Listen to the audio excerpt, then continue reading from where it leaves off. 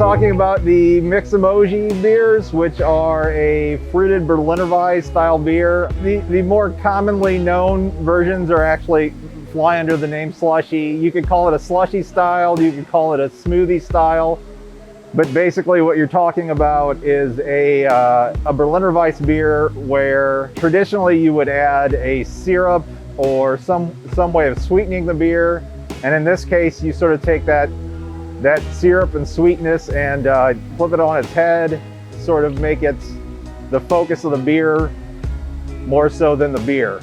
A slushy beer or a smoothie beer is definitely an Instagram sort of hype beer. It photographs really well.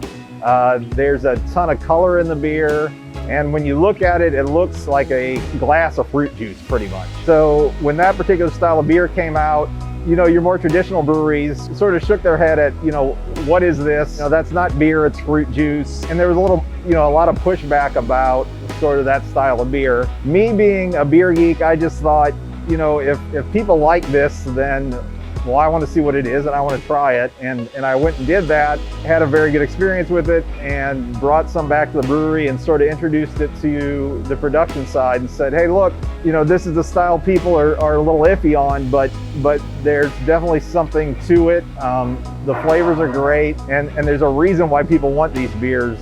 And is there a way we can make these beers? So the issue with introducing fruit into a beer is that beers have yeast in them and fruit will ferment, and then you end up with cans that explode, because as soon as you put that fruit in with that beer, it's going to start fermenting again. It's going to create pressure in cans, and you end up with an unstable product. Now, we're a brand that stands by our quality and really believe that there's a right way to do everything. That's why it took so long for us to figure out how to really do this in a way that was both delicious but also worthy of packaging for us. The three beers we're putting out are Penny Pineapple, which is pineapple flavored, Vince Van Mango, which is mango flavored, and Raspberry, which is a raspberry. The beer is going to look way different than anything you may have seen before because it's brightly colored. It really does look more akin to fruit juice than beer. Not only is it delicious, but we know it's shelf stable because we've tested it, and that's really the reason it's taken a while for us to get there. So if you like fruit, you're gonna like the beer. You can expect the mixed emoji beers out in late January.